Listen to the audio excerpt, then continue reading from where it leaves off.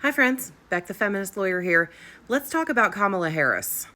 So unless you're living under a rock, you've realized that Joe Biden has dropped out of the presidential race, even though he was never truly announced as the candidate. And Kamala has endorsed Kamala Harris. So though the DNC has not announced that Kamala Harris is the nominee, we have to assume that she likely will be.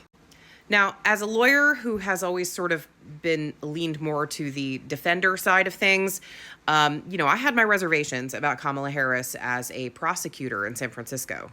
She's responsible for a lot of people going to jail, and she was always considered kind of tough on crime. But I discovered something recently about her that really inspired me.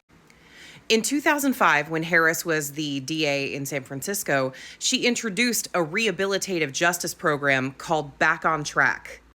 I am a huge fan of rehabilitative justice. It's just statistics have shown up and down, studies have shown up and down that the way to reduce recidivism, which means going back to prison once you've already been there, the way to reduce reoffending is not harsh punishments, but actually rehabilitation.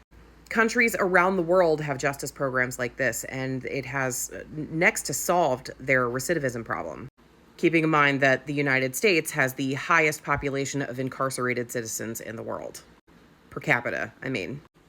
Anyway, so back in 2005, District Attorney Kamala Harris introduced the Back on Track program, which is a re-entry program meant to combat recidivism, where less than 10% of the graduates reoffended and ended up back in prison. It was extremely effective. And it is now being replicated in cities like Dallas and Atlanta because it was so effective in San Francisco. So offenders between the ages of 18 and 30 that are on their first felony low-level drug offense would be eligible for the program. The first thing that they would do is do a 6-week probationary community service period. And then if they complete that, they would be eligible to enter a 12 to 18-month program that had a personally tailored, it was called a PRP, a personal responsibility plan. This program has intensive oversight, so they would be meeting 3 times a week with a case manager and 3 times per month with a judge to go over their progress within the program. In addition to 220 hours of community service, the participants would have access to job training and placement, union-based pre-apprenticeships, intensive case management, like I already mentioned, the Goodwill Industries Transitional Job Program, GED and college credit opportunities, monthly life skills workshops, parenting support, mental health services, and medical referral services as well. So this would help them get gainful employment, enroll full-time in school, and then get caught up on things like child support while they're getting in their community service. And now I think we all know, poverty tends to, desperate times create desperate crimes. We all know this. So a lot of these low-level drug offenders are out there, selling these drugs because they feel like that's the fastest way to get enough money to pay the rent or put food on the table.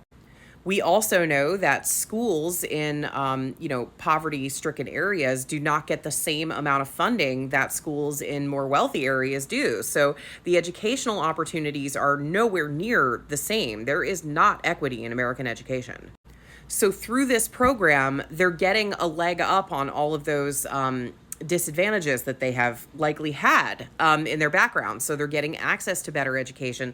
They're getting access to job training, to counseling, to mental health services, to, apprenticeships, people setting them on the path to be able to take care of themselves and their families without having to turn to the drug trade. And again, less than 10% of the graduates end up reoffending. And if you want to talk turkey, I know the GOP is all about dollars and cents rather than human lives. So the cost of this program is about $5,000 per person. Whereas if they were to reoffend, and fall into recidivism, it would be $10,000 just to adjudicate the reoffense. And then it would be $50,000 per year that they were in jail. It's a massive tax savings, and it rehabilitates criminals and gets them off the streets. This is exactly how American justice should work.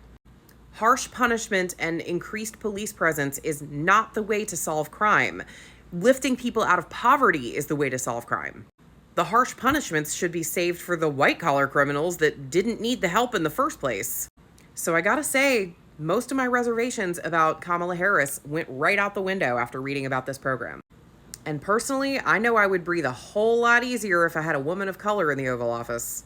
And I cannot wait to see a prosecutor destroying a felon in a presidential debate.